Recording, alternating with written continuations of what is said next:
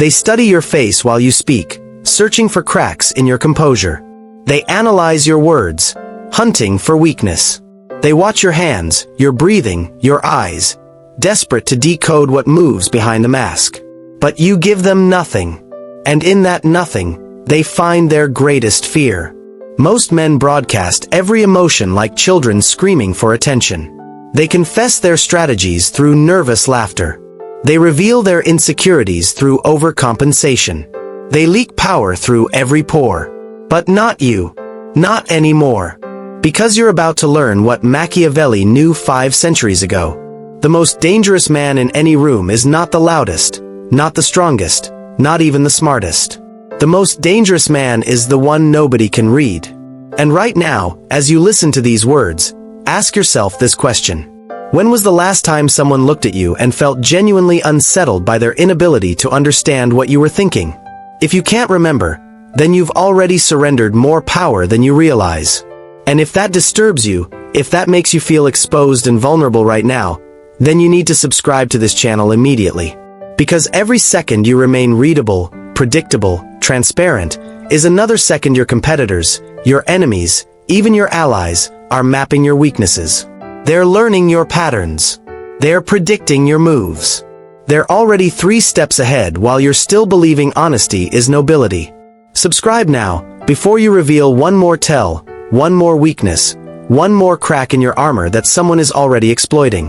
The men who don't subscribe, who think they already know enough, those are the men who will always be prey. Don't be prey. The first principle. The architecture of mystery. In Florence, 1502, Cesare Borgia summoned Machiavelli to his war camp. The guards expected to find a typical diplomat. Nervous, eager to please, readable as an open book. But Machiavelli entered that tent with something Borgia had rarely encountered. Complete emotional opacity. For 3 hours, Borgia, the most feared man in Italy, tried to decipher this quiet Florentine. He threatened. He charmed. He promised wealth. He implied torture. And through it all, Machiavelli's expression never changed. Not once. Later, Borgia would tell his advisors that he trusted no man less and respected no man more than the one he couldn't read. This is the paradox of being unreadable. It creates simultaneous fear and fascination. People don't trust what they can't understand, but they can't stop trying to understand what they don't trust. And in that loop, that endless psychological loop, you become the center of their mental universe. Comment right now if you've ever been in a room where someone's silence made you more nervous than anyone's words. That feeling you're remembering, that discomfort, that's the feeling you're going to learn to create. Most men believe communication is about expressing. Wrong. Communication is about controlling perception. Every word you speak, every expression you allow, every gesture you make, these are not expressions of truth. They are tools of influence. And like any tool, they should only be used when they serve your purpose. The second principle, the elimination of tells. Your body betrays you 60 times per second. Micro-expressions flash across your face faster than conscious thought. Your pupils dilate when you're interested. Your breathing changes when you're nervous. Your shoulders tense when you're defensive. These are the letters of an alphabet that skilled readers use to decode your entire psychological state. In poker, they call these tells. In warfare, they call them intelligence. In daily life, most people don't call them anything because most people don't even know they exist. But the powerful do. The manipulative do. The strategic do. And they're reading you right now, even through memory, even through imagination, they're reading the you that exists in their mind. Here's what terrifies other men about the unreadable. When you eliminate your tells, you force them to project. And projection reveals more about the projector than silence ever reveals about the silent. When you give them nothing, they fill that nothing with their own fears, their own insecurities, their own guilt. You become a mirror that shows them not who you are, but who they fear you might be. Watch a masterclass in this. 2 executives in a boardroom. One speaks for 20 minutes, explaining his position, justifying his decisions, revealing his entire strategic framework. The other listens, nods once, and says 5 words. "I'll consider what you've said." Who has more power in that room? Who goes home that night replaying the conversation? Who loses sleep wondering what the other is thinking? The third principle: strategic ambiguity as weapon. Clarity is vulnerability. The moment people understand exactly what you want, exactly what you think, exactly what you feel, they own a piece of your future. They can predict your reactions. They can manipulate your triggers. They can control your options. But ambiguity is armor. When Alexander the Great conquered Persia, his generals asked him who should inherit his empire. His last words were, "To the strongest." 3 words that started 30 years of war. Was it deliberate ambiguity or dying delirium? Nobody knows. But those 3 ambiguous words shaped more history than 1,000 clear commands ever could. This is the power you're learning to wield. Not the ambiguity of confusion or incompetence, but the ambiguity of depth. When someone asks your opinion, and you respond with, "That's an interesting perspective," you've told them nothing while making them feel heard. When someone tries to corner you into revealing your position, and you say, "I can see multiple angles to this," you've maintained perfect flexibility while appearing thoughtful. Are you starting to feel it yet? That slight discomfort with these ideas? That moral friction that says this feels manipulative? Good. Type, "I feel it," in the comments if you're experiencing that resistance right now. Because that resistance is exactly what keeps most men readable, vulnerable, controllable. That resistance is the chain that binds you to predictability. The fourth principle: the cultivation of emotional silence. Emotion is the enemy of mystery. Not because emotion is weakness, but because emotion is information. Every feeling you display is a data point your observers use to construct their model of who you are. And once they have that model, they have you. The Spartans understood this. Their entire culture was built around emotional control. Not suppression, control. There's a critical difference most men miss. Suppression is hiding what you feel. Control is choosing what you reveal. One makes you a pressure cooker. The other makes you a fortress. When insulted, most men react instantly. Their face flushes. Their jaw tightens. Their voice carries an edge.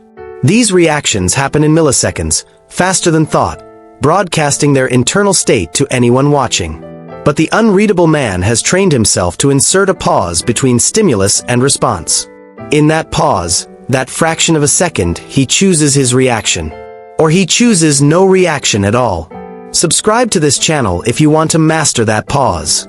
Because that pause is where power lives. In that space between what happens to you and what you show the world, that's where you become dangerous. In Renaissance Venice, there was a torture technique called the question. Not physical torture, psychological. They would place a suspected spy in a room with a questioner who would ask the same question 100 different ways, watching for the slightest variation in response. The slightest flicker of recognition. The slightest tell that revealed truth. Those who survived the question without revealing anything were either released or recruited. Because Venice understood that a man who could maintain complete emotional silence under that kind of pressure was more valuable than gold. The fifth principle: the mathematics of revelation. Being unreadable doesn't mean being a void. A void creates suspicion without respect. The truly unreadable man understands the mathematics of revelation. For every 10 things someone wants to know about you, you reveal one. But that one revelation is calculated, strategic, designed to create a specific impression while concealing 9 times more than it reveals. Watch how master politicians do this. They'll share a personal story that seems vulnerable, seems authentic, seems to reveal their humanity. But analyze that story. Notice how it actually reveals nothing about their current intentions, their future plans, their true vulnerabilities. It's emotional candy that satisfies the human need for connection while maintaining perfect strategic distance. This is what breaks most men who try to become unreadable. They think it means becoming a robot. Wrong. Robots are predictable. The unreadable man is selectively human. He shows you exactly enough humanity to seem real while never showing enough to be mapped. The sixth principle: the reversal of investigation. Here's where the true power begins. When you become genuinely unreadable, something fascinating happens. The hunter becomes the hunted. People become so obsessed with understanding you that they reveal everything about themselves in the attempt. They'll tell you their theories about who you are, and in those theories, they reveal their own psychological framework. They'll try different approaches to get reactions from you, and in those approaches, they reveal their manipulation strategies. They'll project their fears and desires onto your blank canvas, and in those projections, they reveal their deepest vulnerabilities. You become a psychological black hole that draws out everyone else's hidden nature while revealing nothing of your own. This is the level where being unreadable transcends defense and becomes offense. You're not just protecting your own information. You're actively gathering intelligence on everyone around you. Type the word reverse if you've ever had someone reveal their entire personality while trying to figure out yours. That's the reversal in action. That's the moment when the interrogator becomes the interrogated without even realizing it. The seventh principle, the paradox of presence. The unreadable man creates a paradox wherever he goes. He's fully present but completely absent. He's engaged but encrypted. He listens with perfect attention while revealing nothing through his attention. This paradox creates a form of gravitational pull that most people can't resist. Think about the most magnetic person you've ever met. Chances are, they weren't the one doing most of the talking. They weren't the one desperately trying to impress. They were the one who seemed to exist in their own atmosphere, unaffected by the social dynamics that governed everyone else. This is what Machiavelli meant when he wrote that it's better to be feared than loved, but it's best to be both while appearing to be neither. The unreadable man doesn't pursue fear or love. He pursues inscrutability. And inscrutability creates both fear and fascination, respect and curiosity, distance and desire for closeness. The eighth principle, the architecture of silence. Silence is not the absence of speech. Silence is the presence of possibility. Every word you don't say creates a vacuum that others rush to fill. And in their rush to fill your silence, they reveal everything. In negotiation theory, there's a principle called the power of pause. After making an offer, the first person to speak loses. Why? Because speech is relief. Speech is the release of tension. And whoever needs that release more desperately is whoever has less power. But the unreadable man takes this beyond negotiation. He architects his entire communication around strategic silence. He speaks only when speech serves his purpose. He answers only questions that benefit him to answer. He volunteers only information that creates the impression he wants to create. Comment, silence is power, if you're beginning to understand that your words have been bleeding power your entire life. Every unnecessary explanation, every nervous joke, every attempt to fill awkward silence, these have been transfusions of your power into other people's hands. The ninth principle, the destruction of patterns. Humans are pattern recognition machines. We survive by identifying patterns and predicting outcomes. The readable man is a pattern that anyone can decode. He gets angry in predictable situations. He shows enthusiasm for predictable things. He responds to predictable triggers. He's a song everyone has memorized. The unreadable man deliberately destroys his own patterns. Not through chaos or inconsistency, but through conscious variation. He responds differently to similar situations. He shows different aspects of himself to different people. He ensures that anyone trying to create a model of his behavior will find their model constantly failing. This doesn't mean being erratic. Erratic is just another pattern. This means being deliberately unpredictable in ways that serve your strategic interests. Sometimes you respond instantly. Sometimes you wait days. Sometimes you show emotion. Sometimes you show nothing. The variation itself becomes your signature, and signatures can't be forged. In the court of Louis XIV, there was a duke who maintained power for 40 years through exactly this principle. Courtiers would spend months studying his behavior, trying to predict his alliances, his preferences, his weaknesses. But every time they thought they understood him, he would reveal a completely different facet of his character. He wasn't multiple people. He was one person with infinite expressions, and that infinity made him impossible to plot against. The 10th principle, The weaponization of neutrality. Most men think power comes from taking positions, from having strong opinions, from being decisive and bold. But the unreadable man knows that neutrality is often the strongest position of all. Not the neutrality of weakness or indifference, but the neutrality of strategic flexibility.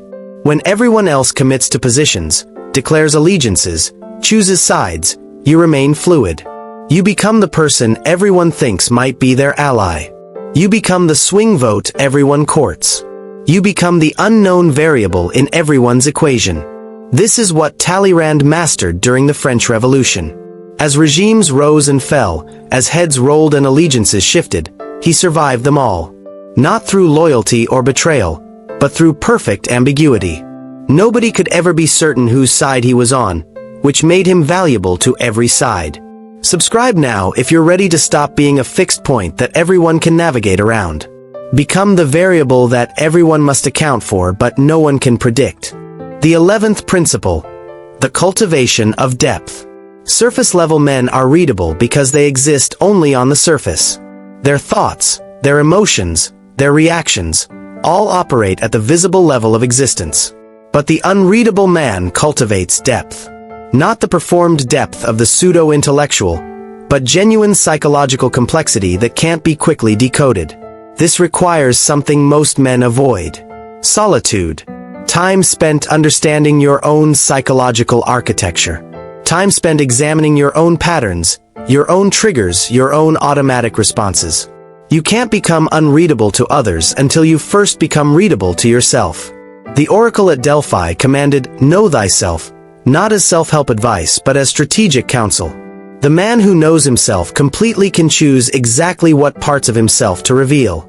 The man who doesn't know himself reveals everything accidentally. The 12th principle. The mastery of micro-expressions. Your face is writing checks your power can't cash. Every micro-expression that flashes across your features is a telegram announcing your internal state. Contempt, disgust, joy, fear, surprise, anger, sadness. These 7 universal expressions appear on your face for fractions of seconds, below the threshold of conscious control for most people. But not for you. Not anymore. The unreadable man trains himself like an actor preparing for the role of a lifetime. He practices in mirrors. He records himself in conversations. He studies his own face like a scientist studying a specimen. And slowly, gradually, he gains control over these involuntary broadcasts. This isn't about becoming expressionless. A blank face is still readable. It reads as blank. This is about choosing your expressions with the same deliberation you choose your words. This is about ensuring that your face tells only the story you want it to tell. In the CIA, operatives are trained to beat polygraph tests. Not through technology or tricks, but through absolute physiological control. They learn to regulate their heart rate, their breathing, their galvanic skin response. They learn to lie with their entire body so convincingly that even machines can't detect it. This is the level of control you're aspiring to. Not to become a spy, but to become sovereign over your own revelations. Type, "I control my face," if you're ready to stop letting your expressions betray your thoughts. Your face has been testifying against you your entire life. Time to invoke your right to remain silent. The 13th principle. The economics of attention. Attention is currency, and most men are spendthrifts.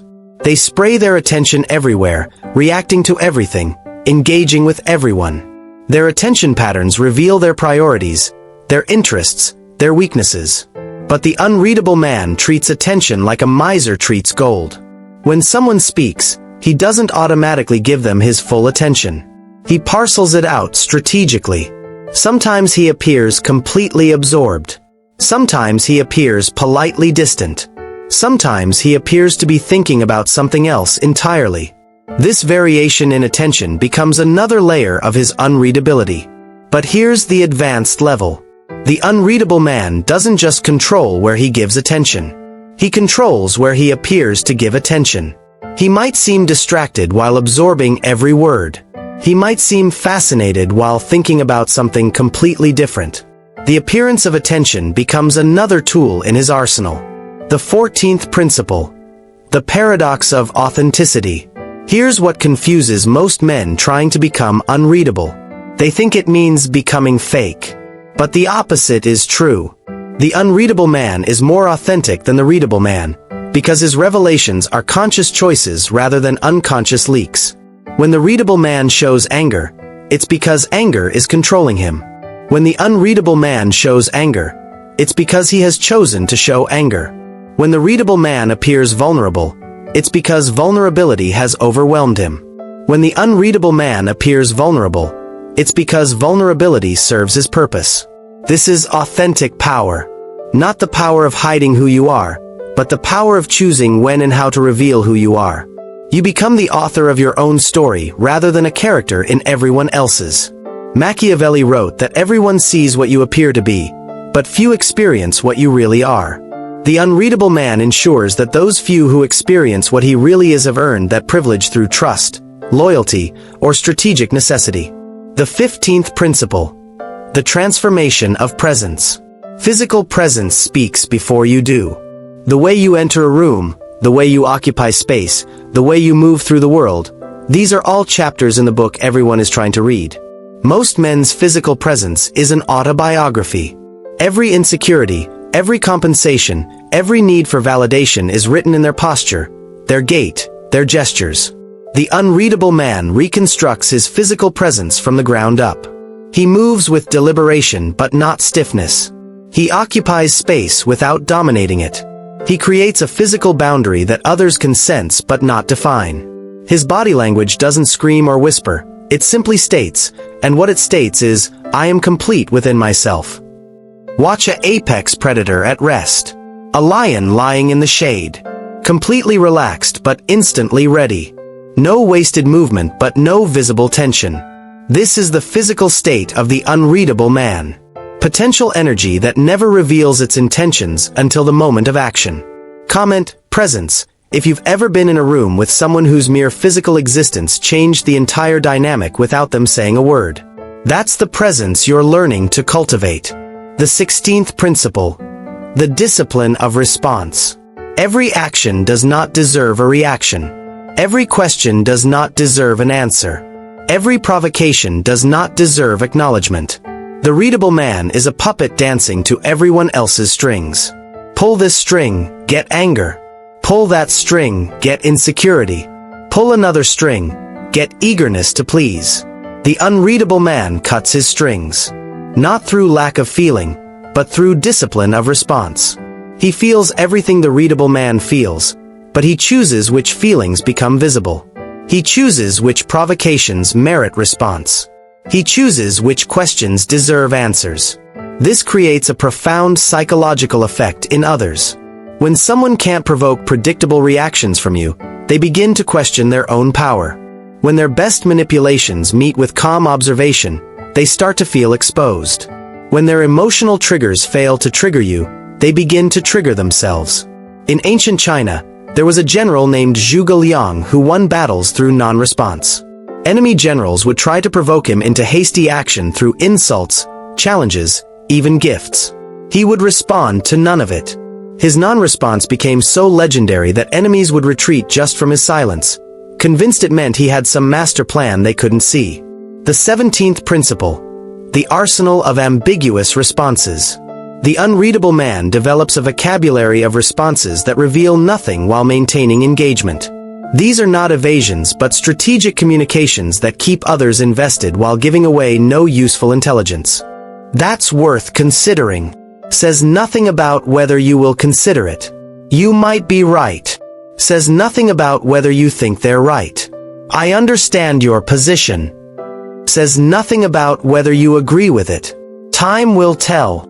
Says nothing about what you think time will tell. We'll see how things develop. Says nothing about how you'll respond to developments. These responses create a fascinating psychological state in the listener. They feel heard but not informed. They feel acknowledged but not understood. They continue talking, revealing more, trying to get a real response, while you gather information and reveal nothing.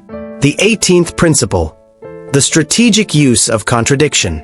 Consistency is predictability. The man who is always logical is readable through his logic. The man who is always emotional is readable through his emotions. But the unreadable man strategically contradicts himself, not through confusion but through complexity. He shows different faces to different people, not as deception but as facets of a complete personality that no single person gets to fully see. He takes different positions in different contexts, not from lack of conviction but from understanding that truth itself is contextual. This isn't lying. This is recognizing that you contain multitudes, and choosing which multitude to reveal in which moment. The businessman you, the father you, the friend you, the competitor you, these are all authentic, but no one gets to see all of them. Subscribe to this channel right now if you're ready to stop being a two-dimensional character in everyone else's story. Become three-dimensional, become unreadable, become impossible to capture in simple categories. The 19th principle. The elimination of need. Need is the ultimate tell. The man who needs approval reveals it in every interaction. The man who needs validation broadcasts it in every achievement. The man who needs love leaks it through every gesture. Need makes you readable because need makes you predictable. The unreadable man systematically eliminates visible need. Not by becoming needless, which is impossible, but by becoming self-sufficient in meeting his needs. He validates himself, so he doesn't seek validation. He approves of himself, so he doesn't seek approval. He completes himself, so he doesn't seek completion in others. This creates an almost magnetic effect. People are drawn to those who don't need them. They trust those who don't need their trust. They respect those who don't need their respect. The absence of visible need becomes the presence of visible power. In the court of Elizabeth I, there was an advisor named Francis Walsingham who maintained influence for decades through exactly this principle. He never asked for rewards, never sought recognition, never displayed ambition. His lack of visible need made him invaluable because the Queen never had to wonder what he wanted from her. She knew he wanted nothing, which meant his counsel was pure. The 20th principle. The mastery of emotional temperature. Most men run hot or cold. They're either engaged or disengaged, excited or bored, friendly or distant. Their emotional temperature is always readable, always revealing their internal state. But the unreadable man maintains perfect emotional temperature control. He can appear warm while feeling cold. He can appear cold while feeling warm. He can maintain exactly the same temperature through triumph and disaster, through praise and criticism, through acceptance and rejection. This consistency of temperature becomes deeply unsettling to others because it violates their expectations of human behavior. But here's the mastery level. Selective temperature change. When someone who maintains perfect emotional equilibrium suddenly shows heat or cold, it has devastating impact. One moment of calculated anger from a usually calm man carries more weight than constant rage from a volatile one. One moment of warmth from a usually distant man creates more connection than constant affection from an emotional one. Type, temperature control. If you understand that your emotional variability has been making you as readable as a thermometer. The 21st principle. The void that speaks. The ultimate level of being unreadable is becoming a void that forces others to speak. Nature abhors a vacuum, and human psychology abhors a mystery. When you become truly unreadable, you create a psychological vacuum that others compulsively try to fill with their own projections, their own revelations, their own secrets. They'll tell you things they've never told anyone, not because you asked, but because your mystery makes them want to create intimacy. They'll reveal their strategies, not because you probed, but because your silence makes them nervous. They'll expose their weaknesses, not because you attacked, but because your strength makes them feel safe. This is the level where being unreadable transcends strategy and becomes art. You're not just protecting yourself or gathering intelligence. You're creating a space where others reveal their truth because your unreadability makes them want to be readable to you. The 22nd principle. The price of power. Here's what nobody tells you about becoming unreadable. It's lonely. Not the loneliness of isolation, but the loneliness of depth. When you operate at levels others can't perceive, when you think in dimensions others can't access, when you see patterns others can't recognize, you become alone even in crowds. This is the price Machiavelli paid. Read between the lines of The Prince, And you'll find a man who understood human nature so deeply that he could no longer participate in it naively. He could see the strings, the patterns, the mechanisms, and that sight separated him from those who couldn't. But here's the transformation. That loneliness becomes strength. When you no longer need others to understand you, you become free to understand them. When you no longer need others to read you accurately, you become free to read them with perfect clarity. When you no longer need connection through transparency, you become free to connect through choice. The 23rd principle. The architecture of legend. The unreadable man doesn't just exist, he becomes mythology. People create stories about him because they need stories to explain what they can't understand. They assign him powers he doesn't have because mystery amplifies capability in the human imagination. This is how legends are born. Not through great deeds alone, but through the mystery that surrounds those deeds. Alexander the Great wasn't just a conqueror, he was an enigma who might have been the son of Zeus. Napoleon wasn't just a general, he was a force of nature whose motivations transcended normal understanding.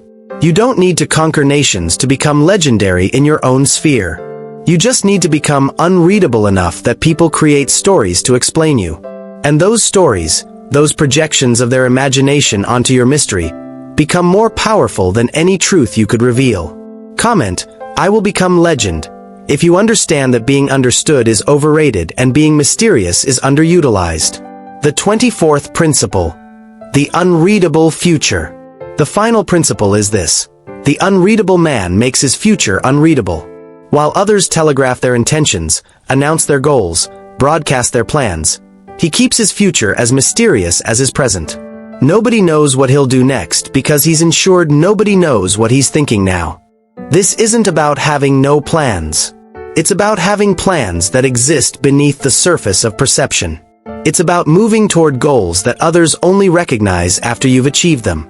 It's about playing games that others don't even know are being played. When Machiavelli wrote, "Everyone sees what you appear to be, few experience what you really are," he was describing not just a state of being but a methodology of becoming. You appear to be one thing while becoming another. You seem static while transforming. You look predictable while revolutionizing. This is the ultimate power of being unreadable. Not just that others can't read your present, but that they can't predict your future. You become a force they must constantly account for but can never fully calculate. You become the variable that makes all their equations unsolvable. The transformation protocol.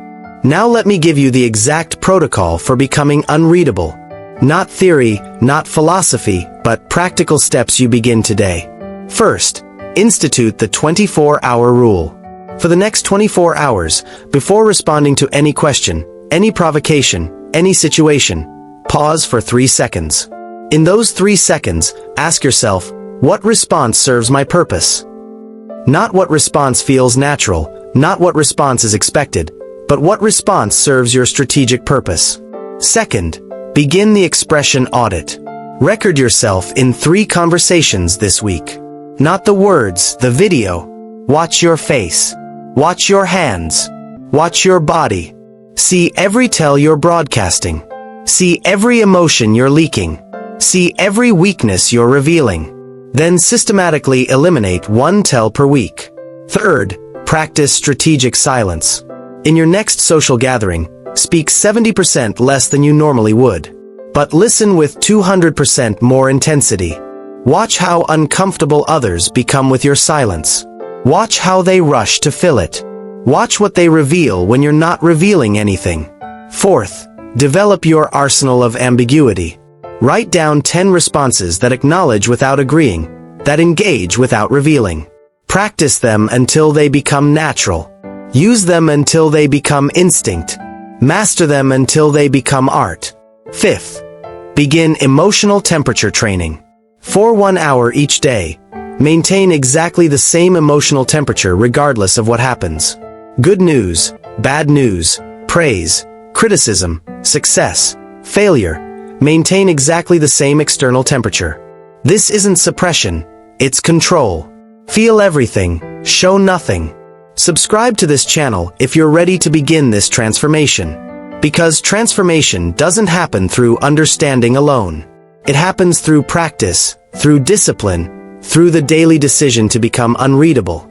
The dark truth about readable men. Let me tell you the dark truth about readable men. They're not just vulnerable, they're already defeated. In every negotiation, they've already lost. In every conflict, they've already revealed their weakness. In every relationship, they've already given away their power. The readable man walks through life with his entire psychology on display, like a poker player showing his cards to the table while everyone else keeps theirs hidden. He wonders why he always loses, never realizing he's been playing with a fundamental disadvantage. But it's worse than just losing games. The readable man is constantly manipulated without even knowing it. His boss reads his insecurity and pays him less. His competitors read his strategy and outmaneuver him.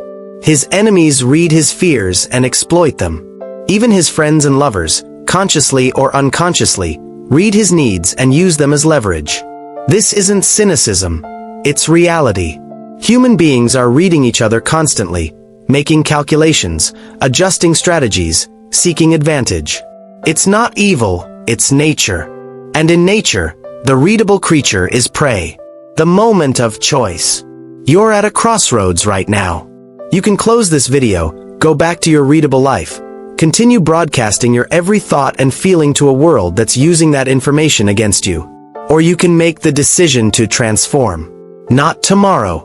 Not next week. Not when you feel ready. Now. In this moment. Because every moment you delay is another moment you're being read, cataloged, categorized, controlled. The unreadable man doesn't emerge gradually. He's born in a moment of decision. The decision that from this moment forward, you control what others see. From this moment forward, you choose what you reveal. From this moment forward, you are the author of your own mystery. Type, I choose mystery, if you're making that decision right now. Not as a comment, as a commitment. As a declaration that the readable you dies today, and the unreadable you begins. The philosophy of shadows.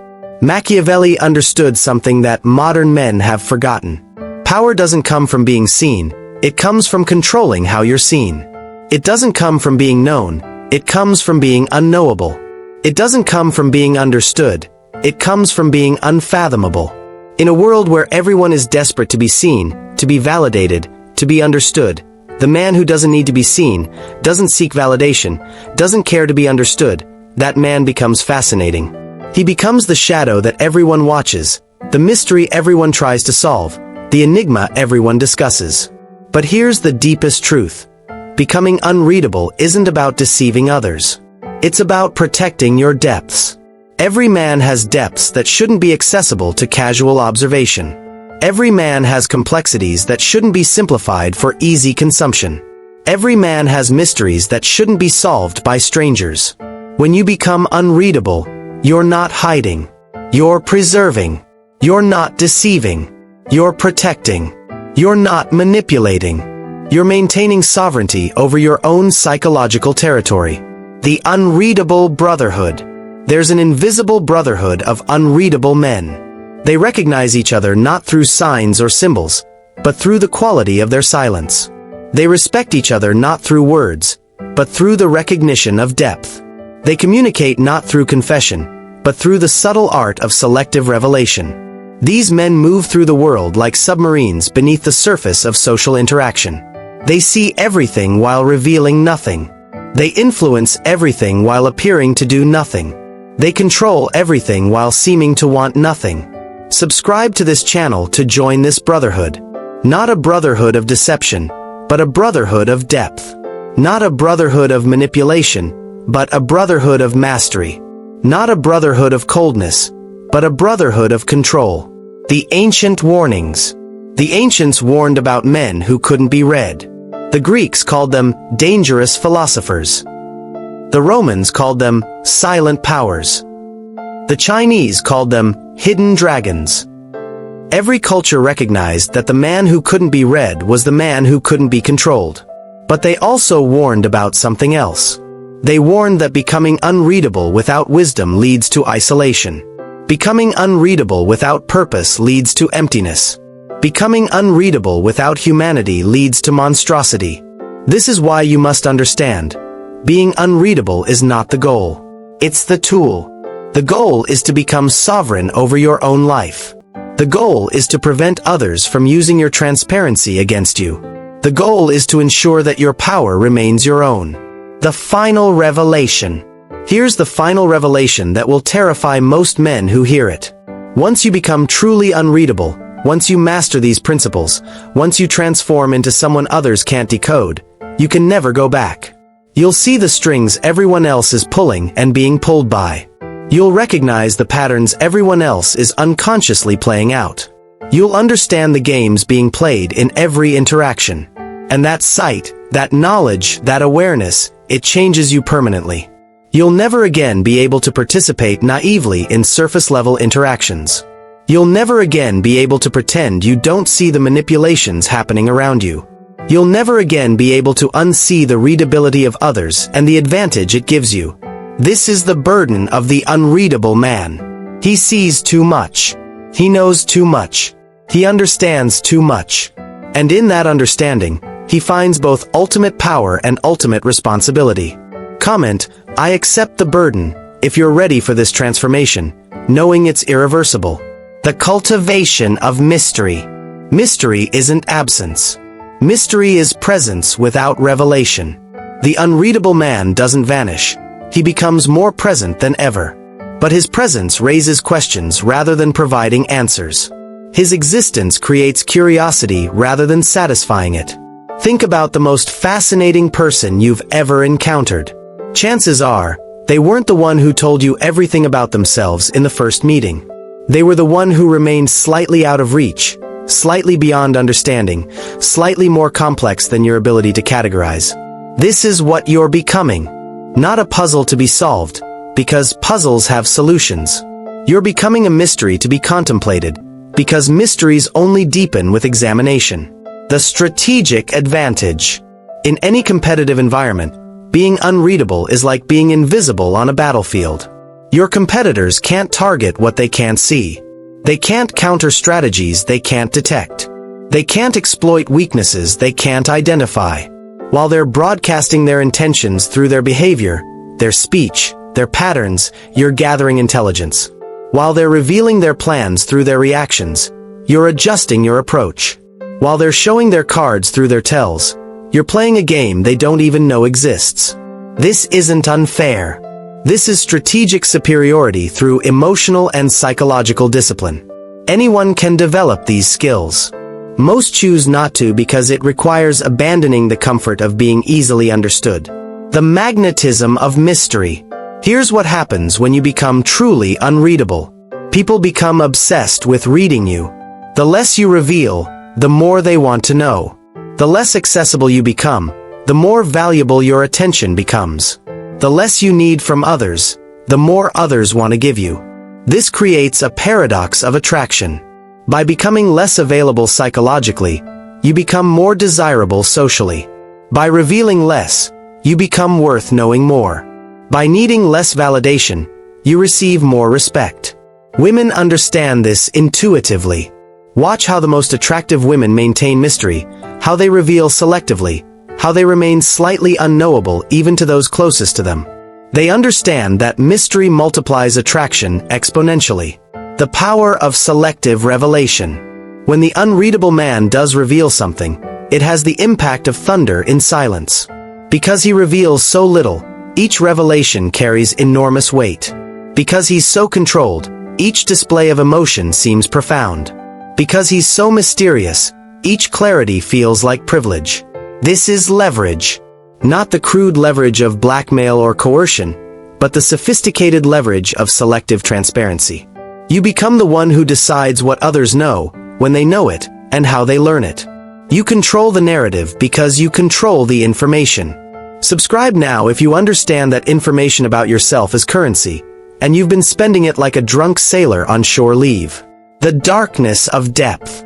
The unreadable man develops depth because surface-level existence becomes impossible. When you're not constantly performing your personality for others, you have energy to develop your actual self. When you're not seeking validation, you have time for genuine growth. When you're not explaining yourself, you have space for self-exploration. This depth becomes your greatest asset. While others operate from their surface, reacting to stimuli like automatons, you operate from your depths, responding from wisdom rather than reflex. While others are controlled by their emotions, you choose which emotions serve your purpose. While others are slaves to their patterns, you create new patterns at will. The recognition of power. Other powerful people recognize the unreadable instantly. It's like predators recognizing predators. They see the control, the depth, the strategic thinking, and they respond with respect, because they know they're dealing with someone who operates at their level or beyond. This recognition opens doors that remain closed to readable men. Opportunities arise because powerful people want unreadable allies. They trust those who can keep secrets because they reveal no secrets. They value those who can't be bought because they show no price. The evolution of influence. Influence usually comes from charisma, from connection, from the ability to make others feel something. But the unreadable man develops a different kind of influence. He influences through mystery, through the space he creates for others to project their hopes and fears. He becomes a screen onto which others project their ideal leader, their perfect ally, their ultimate enemy. And because he reveals nothing to contradict these projections, he can be all things to all people while being nothing to everyone. This isn't deception. It's allowing others to see what they need to see while you remain what you are. It's understanding that perception is reality, and controlling perception is controlling reality. The mastery of time. The readable man exists only in the present. His current emotional state, his immediate reactions, his visible responses, these define him moment to moment. But the unreadable man exists across time. His responses might come hours, days, or weeks after provocations. His strategies might unfold over months or years. This relationship with time makes him impossible to manipulate through urgency. While others react to immediate pressure, he responds according to his own timeline.